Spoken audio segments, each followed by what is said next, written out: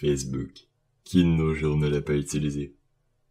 Et avec près de 2 milliards d'utilisateurs sur son site, il est bien sûr logique de penser que certaines personnes mal intentionnées peuvent se cacher parmi la masse. Ces 3 prochaines histoires en sont le parfait exemple. Mais avant de passer au vif de la vidéo, je me dois de réquisitionner votre aide. Je suis présentement à la recherche de véritables histoires d'horreur qui vous seraient arrivées à vous ou à des proches. Si vous avez de telles histoires et que vous aimeriez me permettre de les partager, voici l'adresse email de la chaîne. Merci d'avance pour votre aide. Et sur ce, passons à la vidéo. Bonjour à tous, je suis une jeune fille d'une vingtaine d'années vivant en Californie. Cette histoire m'est arrivée lorsque j'avais à peine 17 ans. Après une journée assez longue passée à l'école, j'ai fait comme tout ado qui s'emmerde, j'ai flâné sur Facebook. J'ai commenté 2-3 trucs, mis à jour mon profil. L'habituel quoi. C'est en faisant tout ça que j'ai constaté que j'avais un message non lu sur mon compte. Au début, j'ai cru que c'était quelqu'un que je connaissais. J'ai ouvert le message pour voir ce qu'il disait. Lorsque j'ai ouvert le message, j'ai constaté ne pas du tout connaître la personne. La personne qui m'avait contacté s'appelait Steven.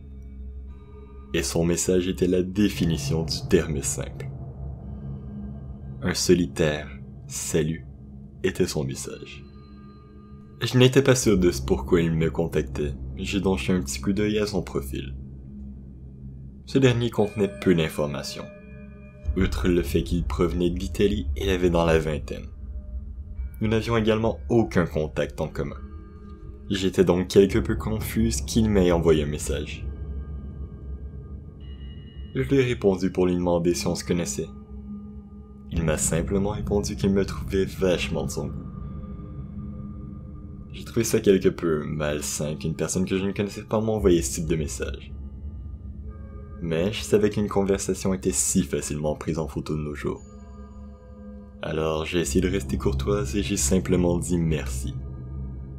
À peine quelques heures après son message initial, j'ai reçu un nouveau message. Celui-ci beaucoup plus terrifiant. Il voulait savoir quel âge j'avais, et si j'étais encore pur. Ce sont ses mots, pas les miens, je tiens à le préciser. Le sentiment de malaise que j'avais initialement ressenti s'était rapidement muté en du dégoût et de la peur. Quelques instants à peine après avoir reçu ce message, un second apparut. Ce dernier me demandant si je voulais l'épouser. J'ai rapidement refusé. Et c'est là que ça a commencé à vraiment me terrifier. Il m'a dit qu'il allait s'enlever la vie, et que sa vie sans moi n'avait pas de sens. J'étais, pour le moins dire, confuse. J'ai essayé de lui expliquer que je ne le connaissais pas et que je ne voulais être avec personne en ce moment. Mais il ne me répondait plus. Plus un mot. Je n'ai pas eu de nouvelles pendant 1 semaine. Et après cela, c'est son frère qui m'a contacté. Ce dernier m'injuriait de tous les mots, me disant que c'était ma faute si son frère était à l'hôpital. De peine et de misère, entre toutes les insultes qu'il m'envoyait, j'ai pu comprendre que son frère, suite à mon rejet, avait tenté de s'enlever la vie en sautant de son appartement. Heureusement, ce dernier avait miraculeusement survécu. Le pire dans toute cette histoire était que son frère me blâmait moi, une personne qui n'avait jamais vu son frère, ni même entendu parler de ce dernier 1 mois plus tôt. Après cette journée, j'ai arrêté d'utiliser Facebook pour un moment. J'avais besoin d'une pause et j'étais quelque peu nerveuse et terrifiée à la fois. Encore à ce jour, j'ai peur d'aller sur des réseaux sociaux. Je ne souhaite jamais revivre une telle expérience de ma vie.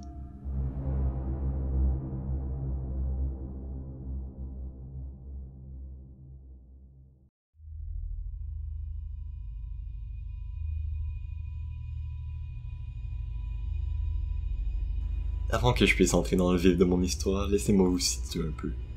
Je vis dans un petit village d'approximativement 1000 habitants. Notre village est simple et ne possède qu'une grande rue principale.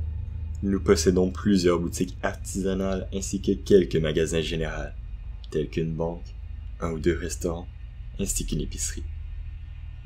Dû aux ressources limitées de mon village, il arrive souvent aux habitants d'aller chercher des articles à l'extérieur de ce dernier. Il en va de même pour les emplois. Maintenant pour mon histoire. Cela fait déjà 3 ans. Ça me paraît si loin. Je venais tout juste de terminer ma 2e année de collège. Quelques jours après ma graduation, j'ai reçu une invitation d'une personne sur Facebook. À ma connaissance, je ne la connaissais pas. J'ai donc vérifié son profil et j'ai constaté que c'était un jeune homme de mon village de 4 ans mon aîné. De plus, je connaissais assez bien sa sœur et m'entendais assez bien avec cette dernière. J'ai donc décidé d'accepter son invitation. Bordel que je regrette à ce jour cette foutue décision. Le jour même où j'ai accepté son invitation, il m'a envoyé un message. Il est quand même bon de noter qu'à l'époque j'étais assez peu actif sur Facebook et envoyais rarement des messages à mes amis. Donc cela me faisait assez bizarre qu'un parfait inconnu m'envoie un message sur Facebook. Il me demandait ce que je faisais. J'ai répondu que je relaxais en écoutant de la musique. Quelques instants à peine après ma réponse, un nouveau message. Cette fois-ci, il me demandait si je savais d'où était prise sa photo de profil. Je n'en avais franchement aucune idée, et cette conversation me mettait quelque peu mal à l'aise. Après tout, je ne connaissais pas du tout cette personne. Son message suivant était encore plus énigmatique que le premier. Il disait simplement « Je suis sûr que je t'ai déjà vu quelque part. »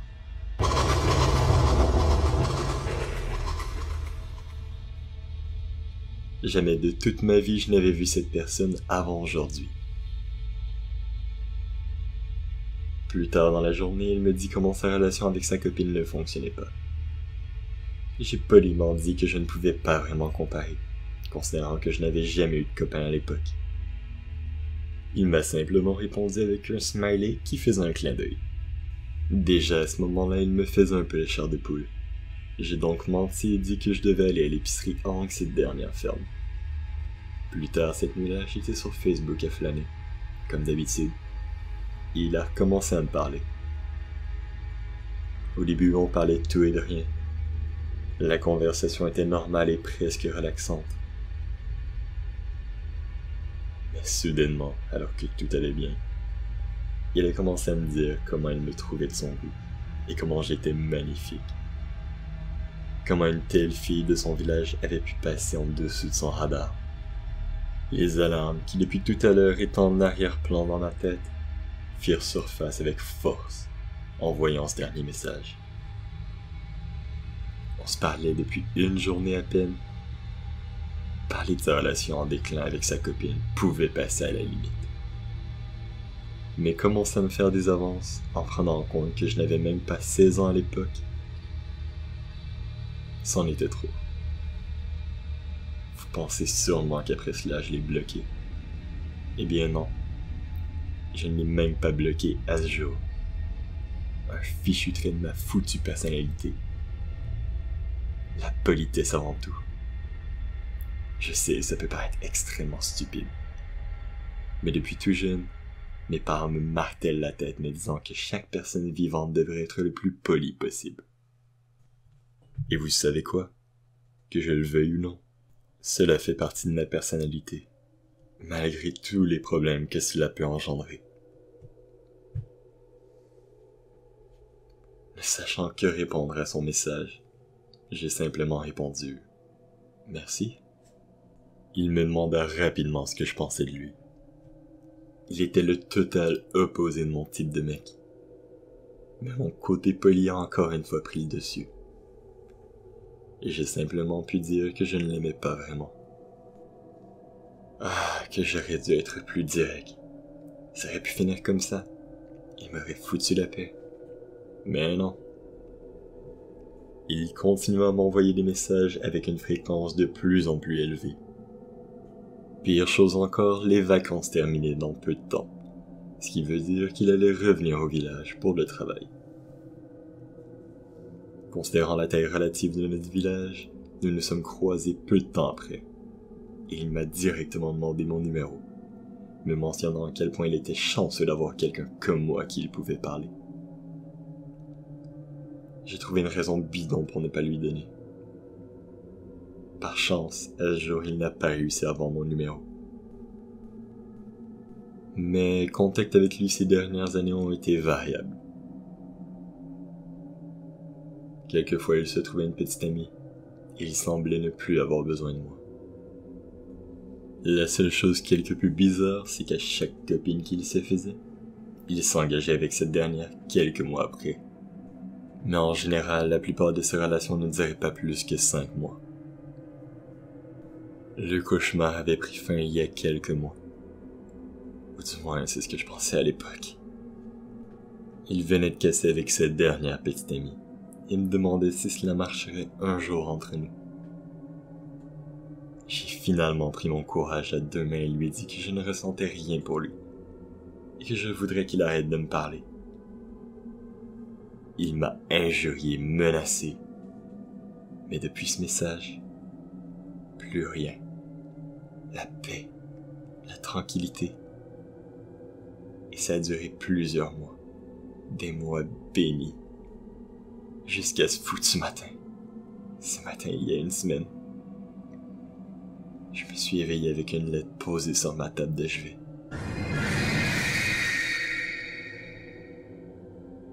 J'ai ouvert la lettre. Et un petit cri resta pris dans ma gorge. Il y avait 4 mots. Écrits avec des lettres ensanglantées. 4 foutus mots qui m'empêchent de dormir depuis des jours. Tu es à moi.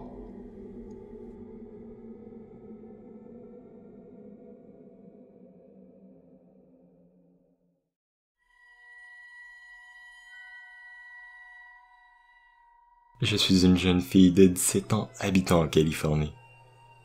Je n'ai jamais vraiment été dans une relation sérieuse. Et je dois avouer que j'avais une mauvaise habitude étant plus jeune. Je flirtais beaucoup sur Facebook. Et quelquefois avec des types que j'aurais dû me méfier. Voici ce qui m'est arrivé il y a 2 ans. Je venais de recevoir une invitation d'un homme sur Facebook.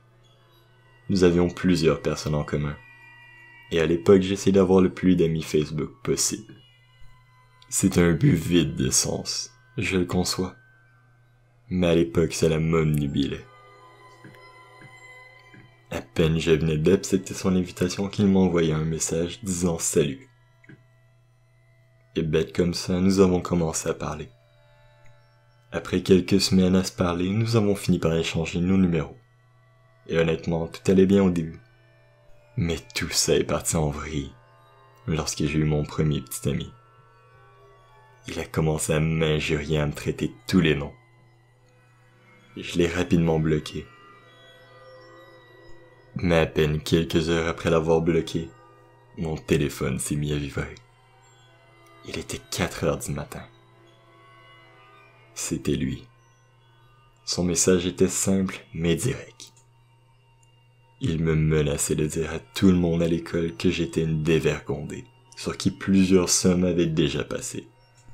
Une telle rumeur, même non fondée, aurait détruit ma vie. J'étais terrifié, et ne sachant que faire, je l'ai débloqué. Mais je n'ai pas osé toucher à mon téléphone pendant 1 semaine. Lorsque j'ai finalement décidé de l'ouvrir, j'ai remarqué que j'avais reçu plus d'1 centaine de messages. Ces messages variaient entre l'excuse et la menace de mort. J'ai décidé d'appeler la police et ils sont directement allés le voir à son domicile pour l'interroger. À leur arrivée, ils trouvèrent un homme à moitié défoncé à je ne sais quoi, et une jeune fille bâillonnée dans une des pièces. La police n'a pas voulu me donner plus de détails. Même si cela peut paraître égoïste, pas un jour ne passe sans que je remercie le ciel que je n'étais pas la personne qui était bâillonnée dans cette pièce. Depuis ce jour, je suis beaucoup moins active sur Facebook. Et si mon histoire peut servir de mise en garde pour certaines personnes, eh bien soit.